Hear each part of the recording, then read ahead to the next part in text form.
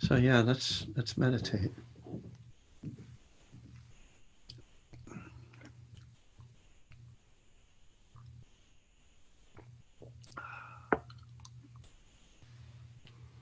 Everybody get comfy and cozy. So nice to be able to just, not go anywhere and still be in a meditation group.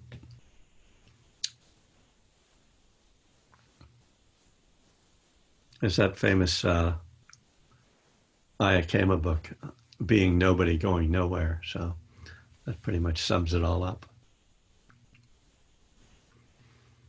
Oh, just settling back into your meditation posture, however that's comfortable and workable for you. Make sure everybody is muted.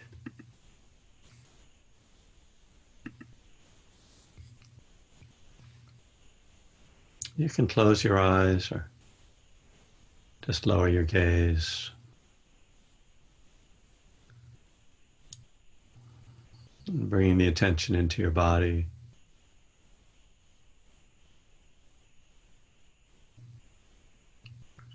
Feeling yourself sitting or lying down, whatever posture you're in. Feeling the body at rest.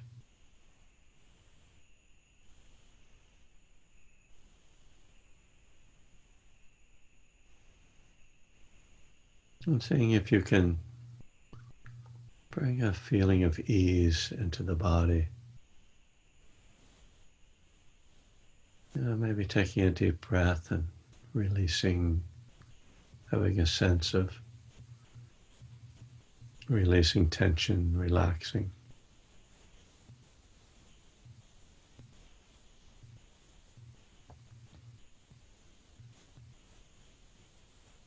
And becoming awake to the body, to the life of the body, the energy of the body. Even as we sit still, we can sense the movement within the body, the breath, the heartbeat, the nervous system, all the information that's being processed. And so from the outside, we may look like we are doing nothing, and yet there's a great deal going on.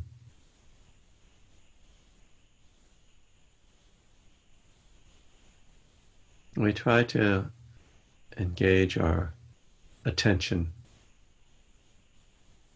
in a similar way in that it's not passive. Mindfulness meditation isn't inactivity so much as an engaged attention.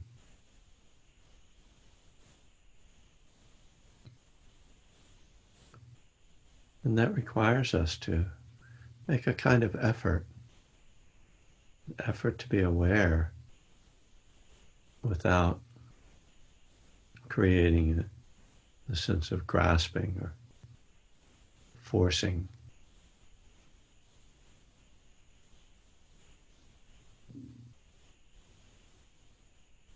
When we talk about it as observing our experience,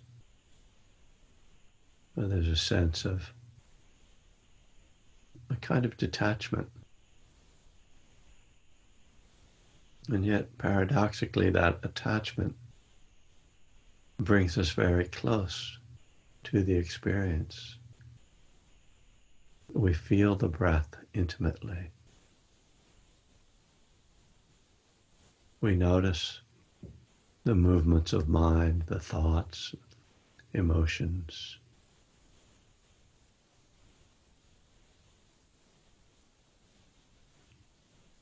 We feel the different sensations in the body. We hear the sounds in our environment.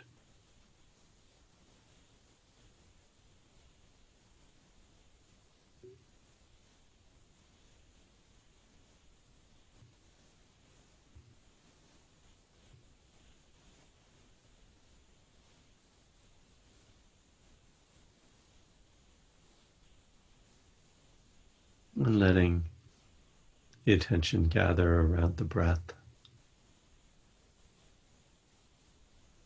either following the breath at the nostrils or in the belly.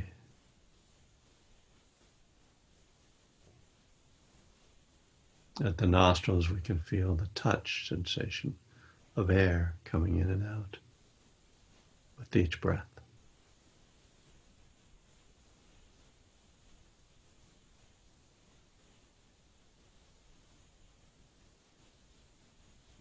Or if you prefer to follow the breath at the belly,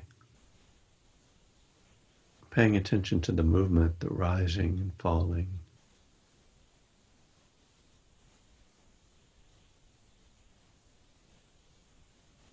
You might also notice the touch of clothing on skin.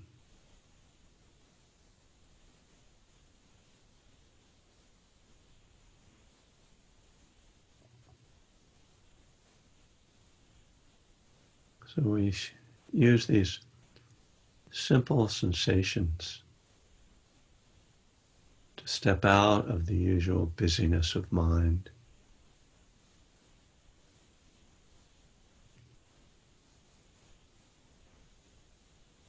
And when that busyness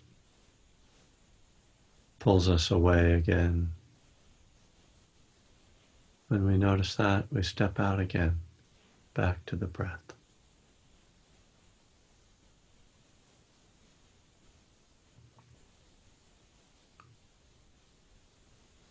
The simplest of experiences, the simplest of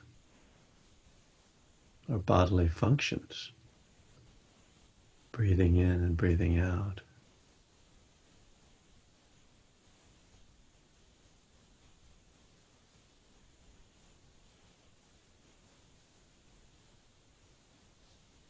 And yet, like observing any simple element of nature, we discover a kind of beauty and serenity within the breath.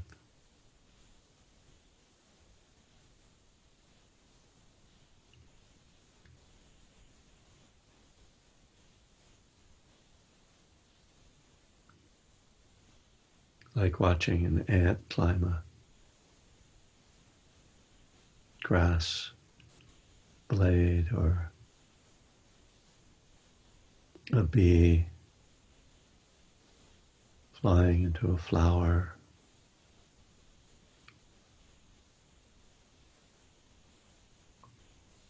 Completely ordinary.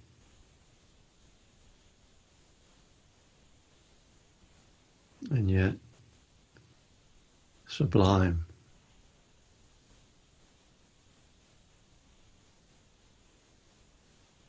This is the breath, the precious breath.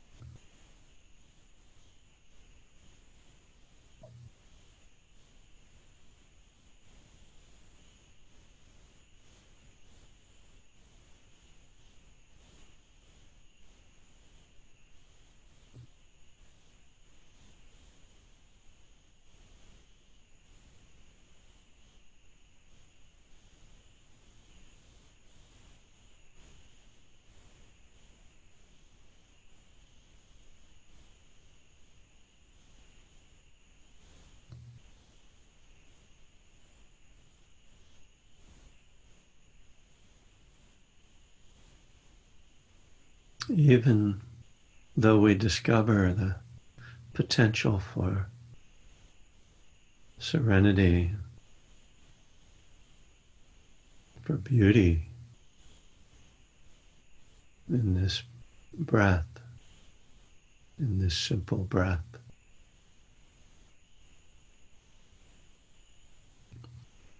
we fall victim to the power of thoughts, of craving, of seeking stimulation.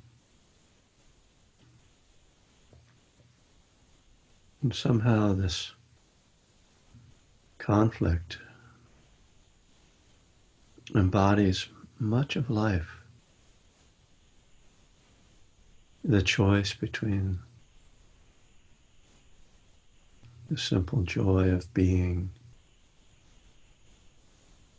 and the excitement and intensity of chasing something more, some more pleasure, some more excitement, some more gratification for the ego.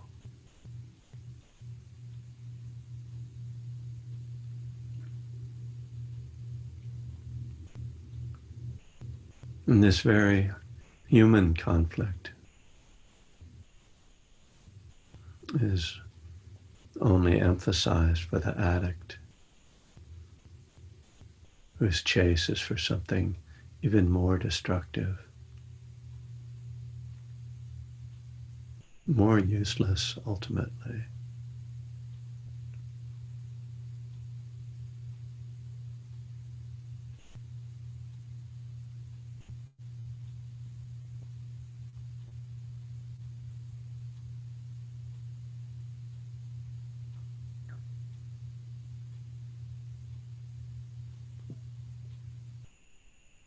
So like the addict, we must learn to appreciate the simplicity of life without substance or intoxication. The meditator learns to appreciate the simplicity of being, simplicity of breath.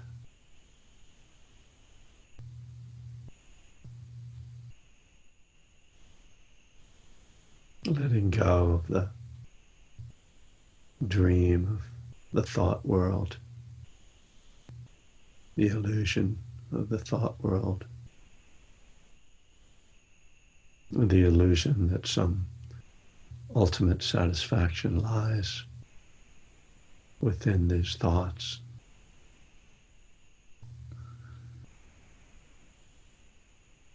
That somehow the problem of life can be solved with one more round of thinking.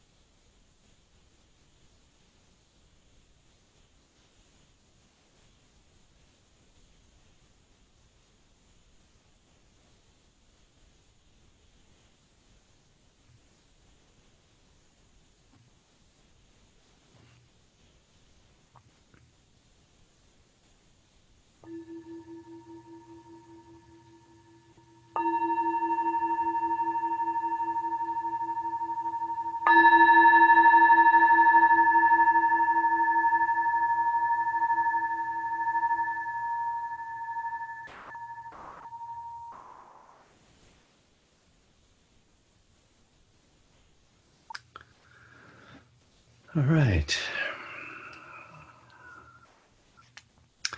Um,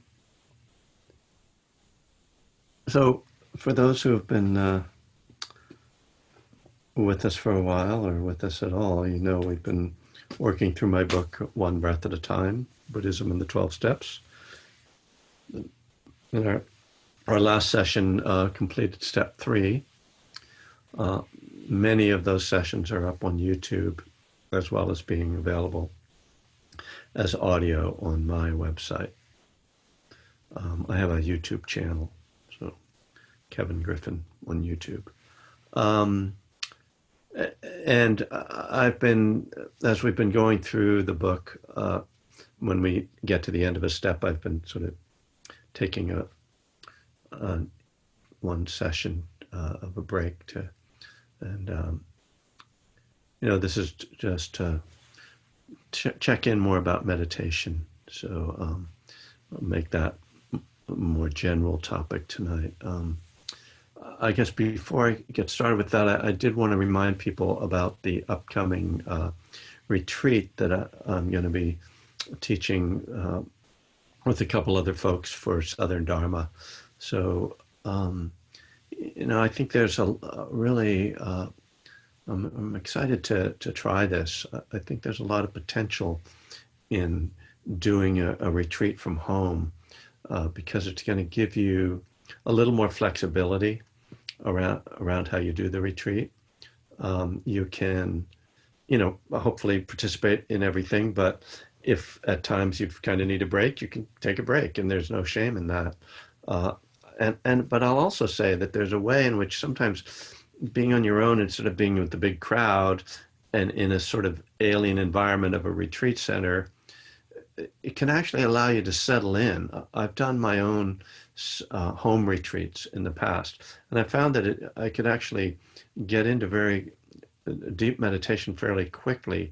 Kind of, you're not standing in line with 50 people to get your lunch and, sharing a room or with people that are snoring or something. It's kind of, it can really be effective. So if you're sort of skeptical about it, really, but you're interested, I think it's really worth doing, and it's not expensive. That's one thing. I think they're asking for $25 a day, which is, you know, not much. And we've actually talked about making it completely free. They kind of debated that. I was encouraging them to make it free, but because I think people would actually give more dana if it's just free. But I mean dana to the center as well as to the teachers. Anyway, and we're still, um, you know, talking about having. I usually teach a retreat in early October, and we have it scheduled uh, at Vajrapani, and of course we're not going to be there. That's the Tibetan Buddhist Center in near Santa Cruz, up in the mountains, that we've been going to for 15, 16 years now. But we might do another one of those retreats, which would be then more on a West Coast schedule, because the Southern Dharma is on the East Coast, so the schedule is going to be based around an East Coast schedule starting. I think the first sit's going to be like 3:30 or 4 in the morning. I won't be there for that. Don't worry. Uh, and Lori, are you thinking about coming to that? It'd be easy. All you have to do is sit in front of your computer, meditate. Anyway, Lori's been a regular at that retreat for several years. Hi, nice to see you. Um, anyway, that's just for you guys to know, and uh, I think it's going to be interesting to see if this works, because frankly, if it works, it's probably going to be another model that even when we open up Dharma centers, we'll still do some of these. Like, why not? Because if it's possible for people to get the benefits of a retreat without having to spend nearly as much money or travel anywhere, you know, hey. So,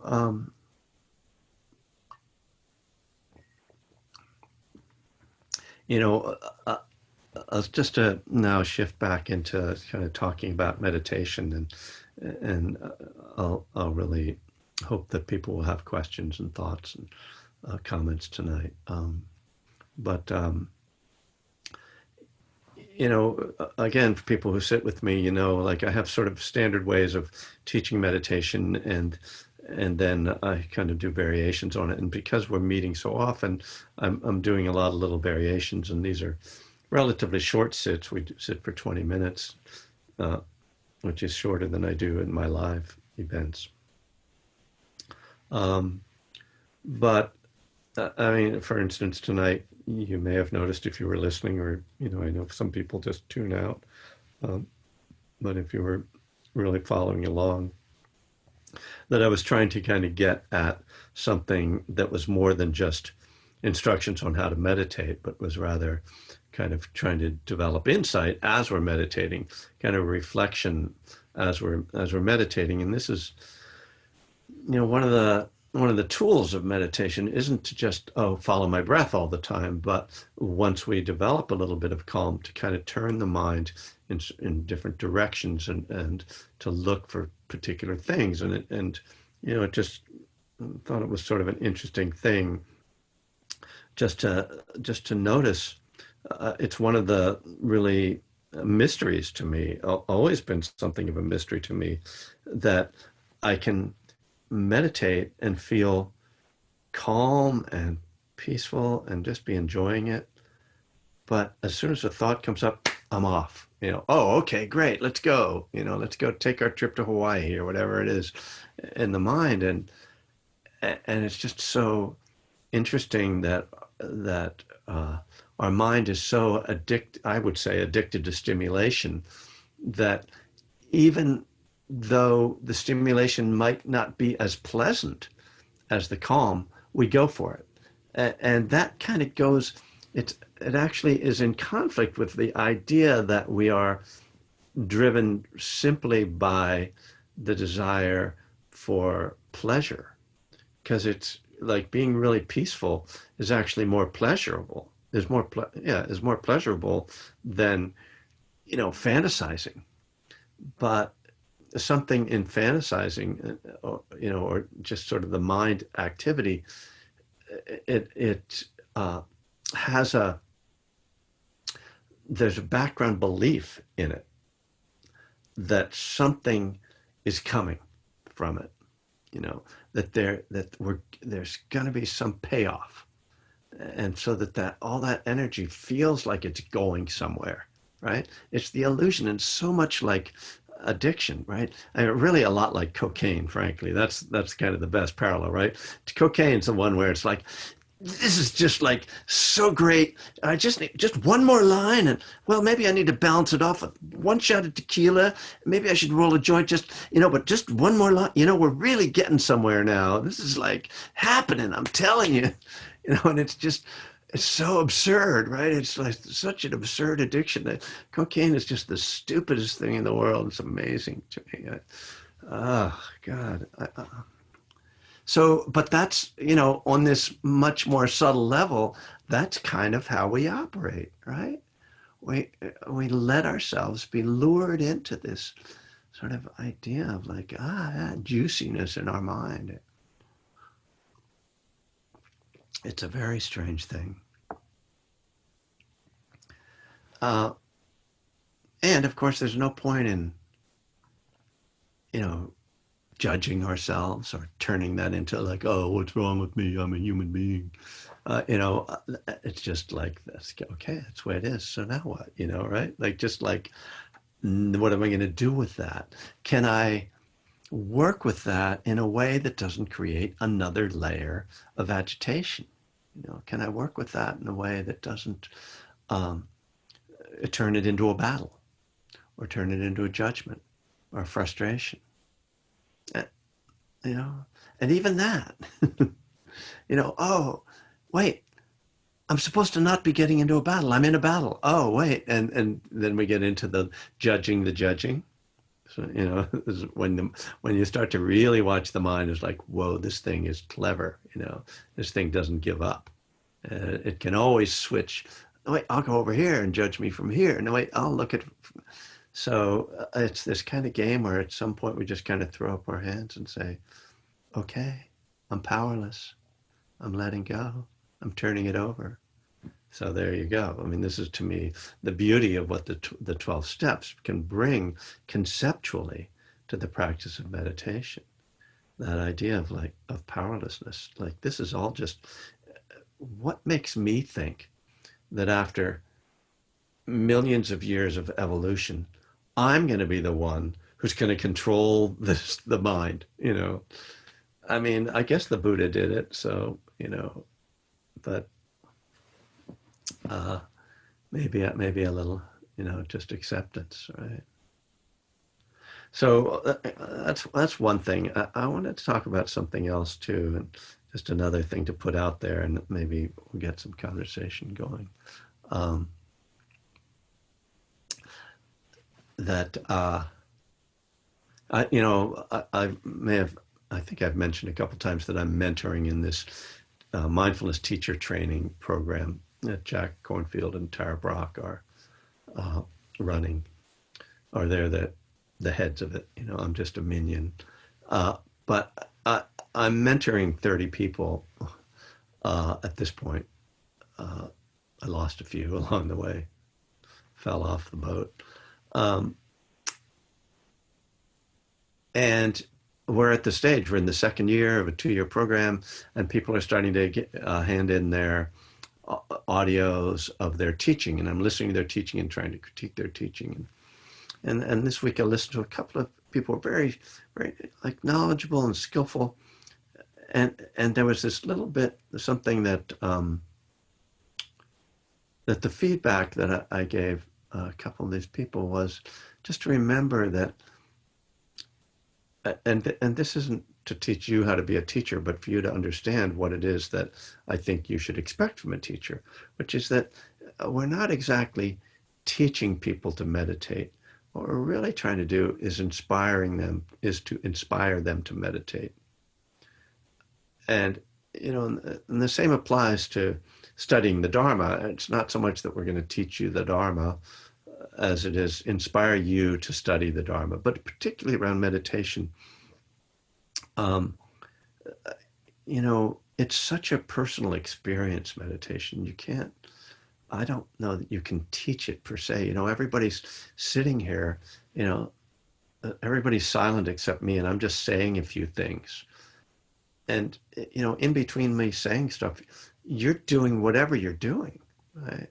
And all the days when I'm not there, you're doing what you're doing, and it's not really my job to like be on top of you. Like, are you meditating today? Did you meditate?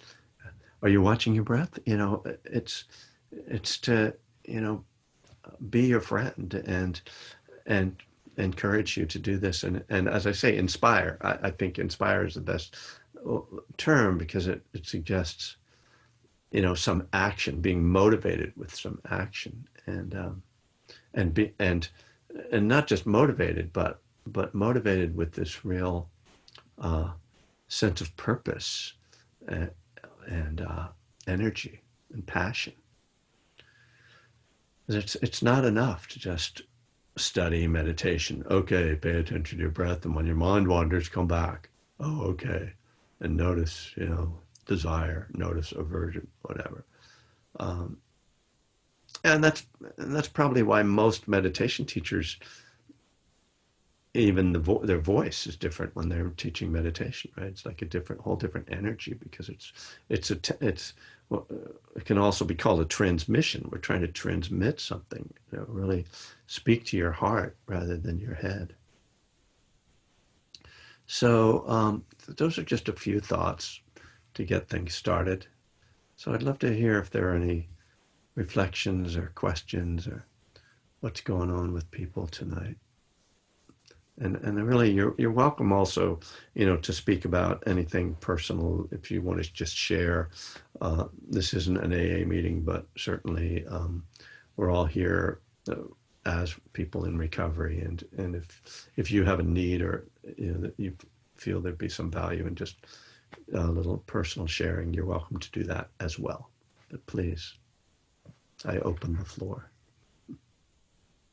and you can just unmute yourself.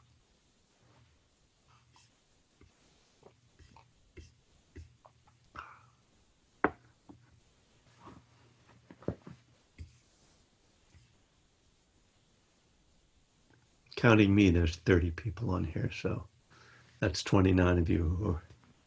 And then there's a couple people who are two people together, so um, it's impressive.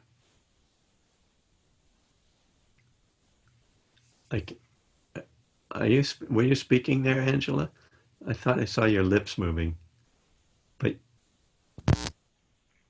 Can you hear me now? yeah, yeah, something wasn't working with your My headphones. headphoney things. Hi. I Hi.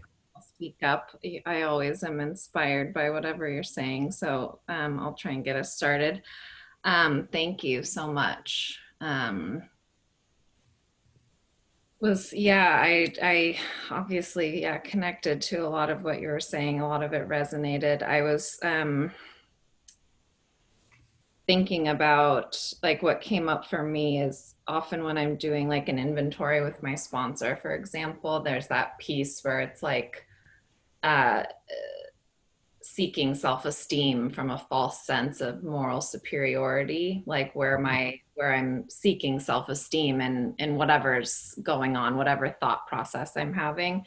But I just was like connecting that to I also sometimes I'm like I just connect it to the ego and like my thoughts and just, whatever I'm trying to, even if it's criticizing myself, like I think I've mentioned in class before, just that, like, I feel like sometimes I have that addiction to like, um, these certain thought processes, like, doubt or indecision or these like kind of places that I can go that are, really like painful. It's not pleasurable even and when I'm meditating too. Yeah. So I just so related to what you were saying and also just connecting it to, drugs and alcohol and just the insanity of that. And that's the insanity of like where my mind goes and just so many helpful things like who am I to think that I'm going to be the one to change the thousands of years of evolution of my brain? But um, I just was connecting to that, so I thought I'd mention that and say thanks. And I listened to one of the recordings this morning from actually it was Tuesday's class and to meditate, and it was really wonderful. So I'm glad that those are there. Thank you. Thanks, Angela. I mean, you bring up that what's even more mysterious, right? The what's even more mysterious than like the pleasurable fantasies is that the unpleasant thoughts that we become addicted to. And that's, of course, what happens in depression. I'm seeing a bunch of heads nodding. And I'm like, oh, okay, yeah. And believe me, I've spent some time on that one, and I don't have an answer for it, but I've encountered it on retreats, and where I've been very concentrated and doing intensive practice, and just found the mind just going into this negative space, and it's really curious in that place because you are in a place where you're capable of being very calm and peaceful, uh, and you have enough clarity that, but so I'm sure that there's like a neuropsychologist who can probably talk about this with more authority than me, probably somebody like Dan Siegel. But it seems to me that in simple layperson terms that it is these uh, neural pathways that are we cultivate they get conditioned into us early in our lives before we have enough awareness to really realize that we can have choices about what we think or what we believe. And partly that's from family, partly might be genetics, partly might just be personality and sort of this combination, and social factors, you know, uh, trauma, stuff around, race, gender, sexuality, all that stuff, like, right, builds this conditioning that's like a belief system. And It's not like a belief system, excuse me, is a belief system. And this becomes, we become identified with it, so that a couple things happen. I think one thing is just that it's easier for the mind to do things that it is familiar with. And when, if you're tired, or, you're not in a strong emotional place, just mood wise, that, you fall into those things. But then there is also the more troubling and sort of complex issue, is when ego or identity gets formed around this, so that even though it's painful, any threat to it feels like a threat to the self, to who we are. So this, I think we can all relate to this. I don't want, I'd like to say all. Certainly, many of us can relate to the idea of how we identified so much as addicts, that that not in a negative way, but like, that's, this is the life I live. This is who I am. I'm somebody who drinks or uses drugs, or, that the idea of not doing that kind of broke our image of ourselves, and we didn't want, that was too frightening to be different, to break apart that structure. And this is the idea, you know that the ego, the belief system around ego, is really about life or death, and that when the ego is threatened, there's this fear of ego death. And, and so when we, if we're really familiar and comfortable in this particularly painful place, to change from that feels more frightening.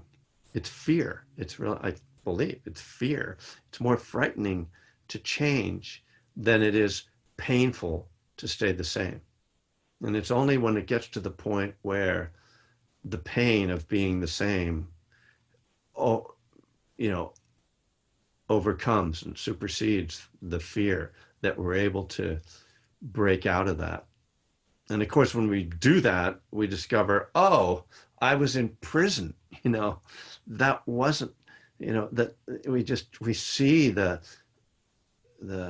emptiness of ego, and not in any like big Buddhist idea, in big Buddhist way. We just see how being trapped in an idea of who we are is a trap, and it's not, and that it's just false. That we break out of that and realize, it's okay to not go to bars anymore, or it's okay, not to uh, live this lifestyle.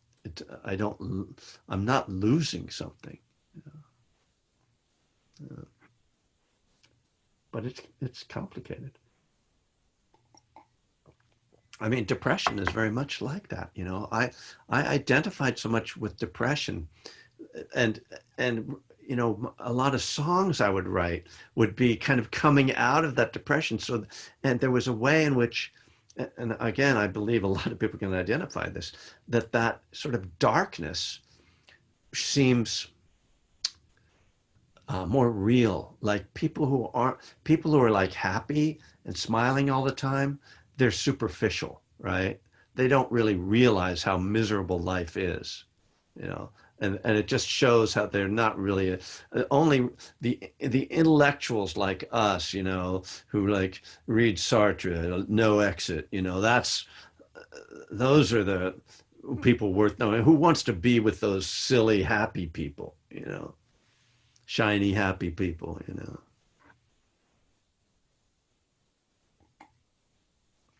Amazing the things that humans do to create traps for themselves. Yeah.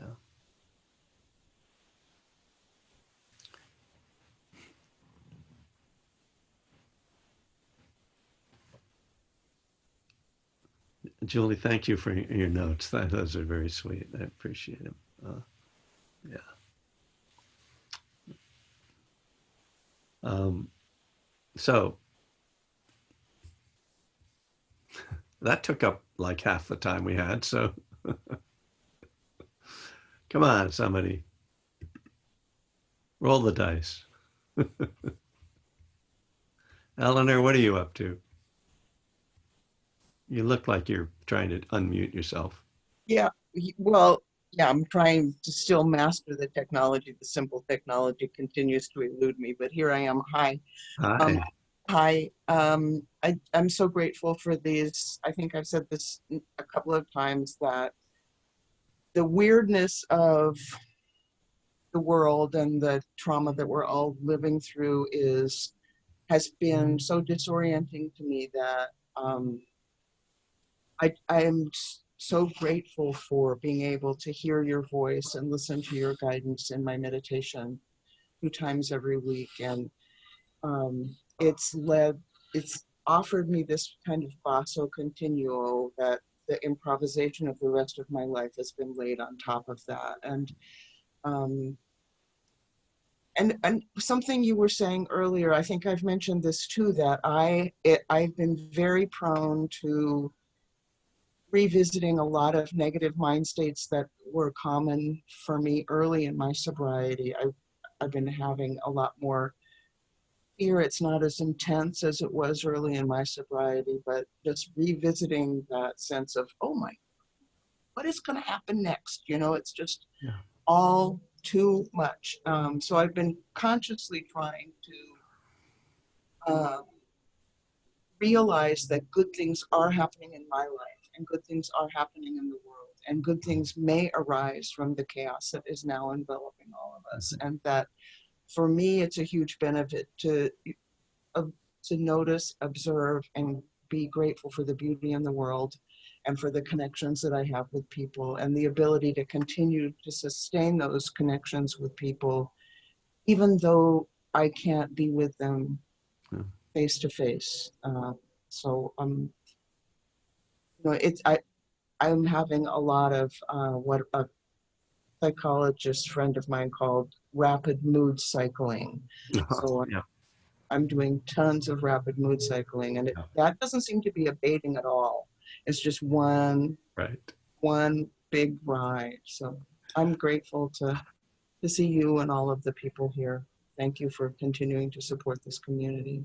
Thanks, Eleanor. And I think, if we were doing a thumbs up, I bet there'd be a whole lot of rapid mood cycling a lot around here. I mean, I was thinking that as you were talking, I was thinking, yeah, these things keep happening. And then you said that, I was like, wow, you were reading my mind, like,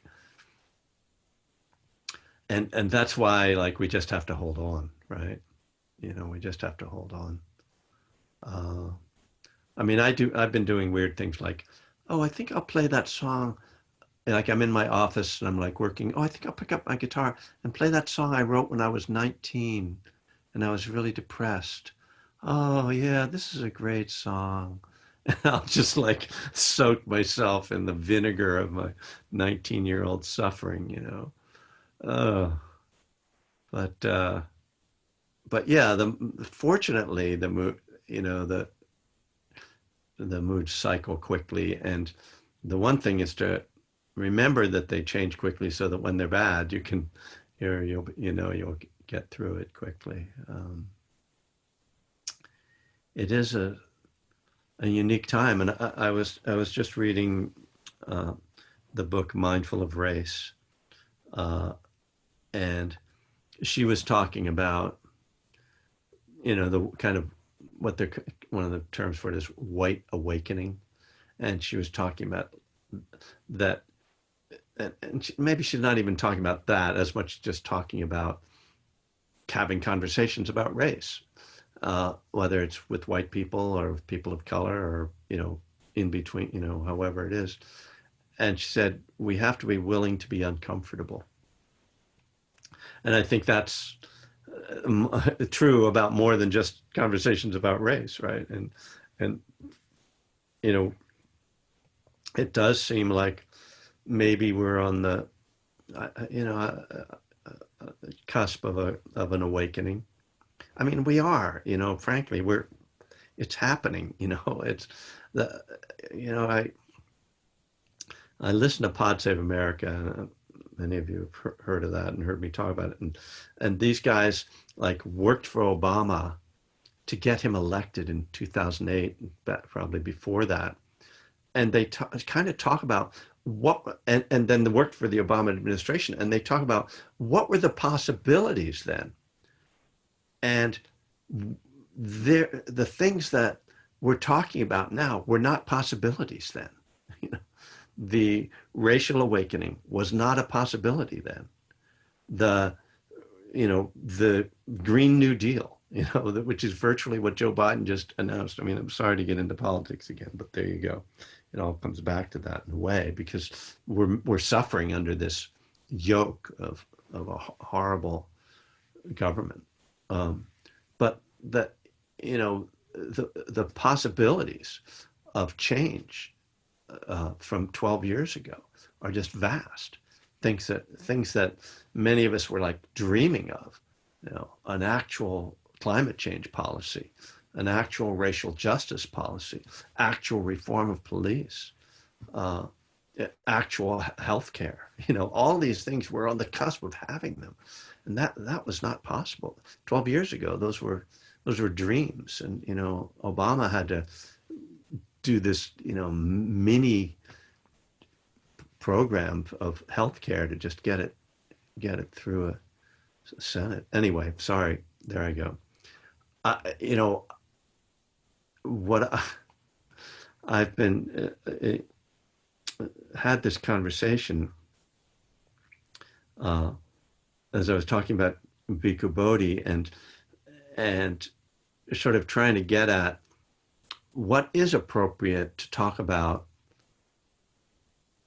in terms of worldly concerns in a spiritual context. And I think the principles of non-harming, the principles of compassion, and what those point to, certainly, that's not talking about it. It shouldn't be, and I shouldn't be talking about particular parties or politicians. But certainly there are policies that have moral implications, and I don't think there's anything wrong with talking about them. But anyway, I know some people just want to hear about recovery, so and it's all recovery in my mind. One more question, one more comment, please. Save me.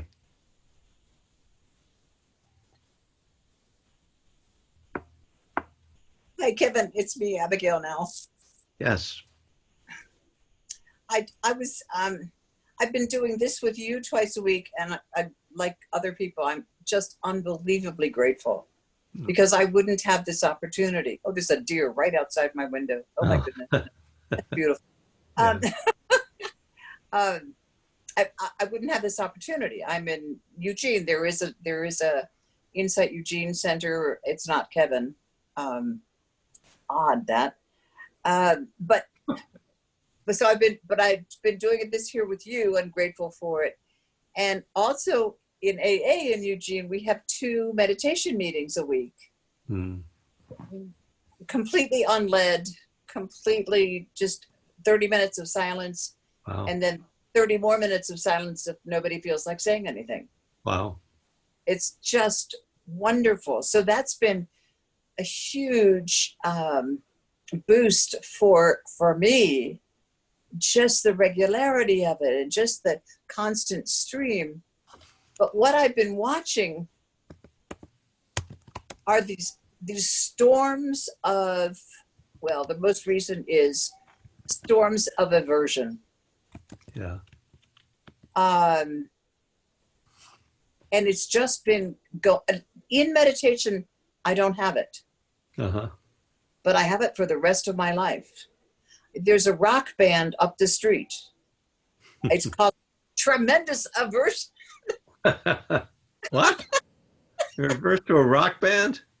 I know. They play the Stones very badly. It's very funny. It's very, very funny. All right. That's understandable. Anyway, but I mean, somebody can chew gum wrong. Oh, and yeah. I'm in a state of aversion. Absolutely.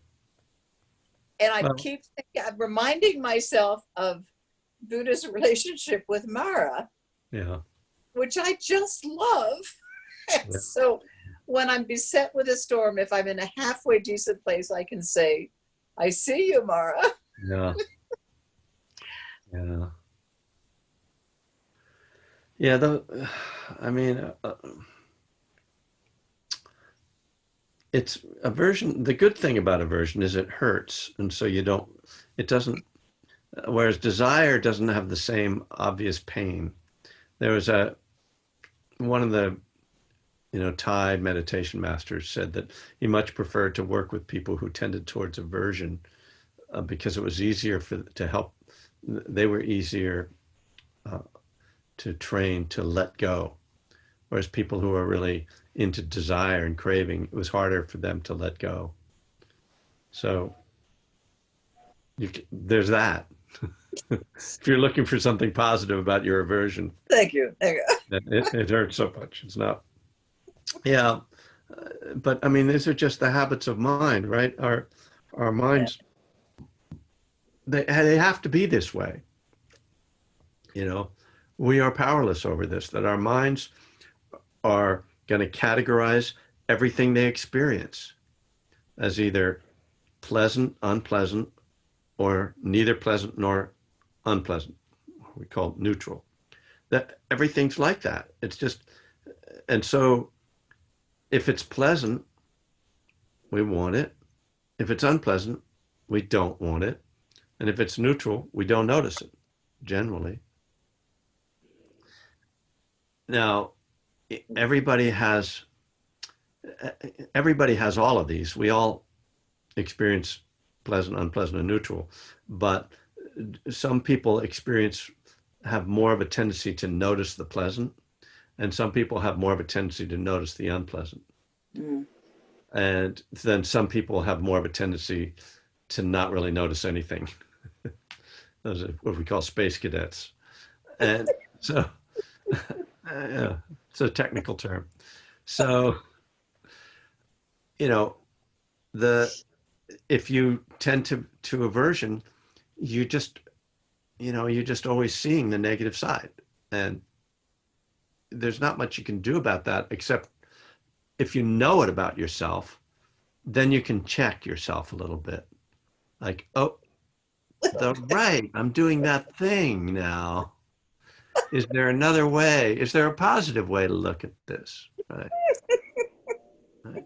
I mean, that's the kind of key to it is as always, be aware.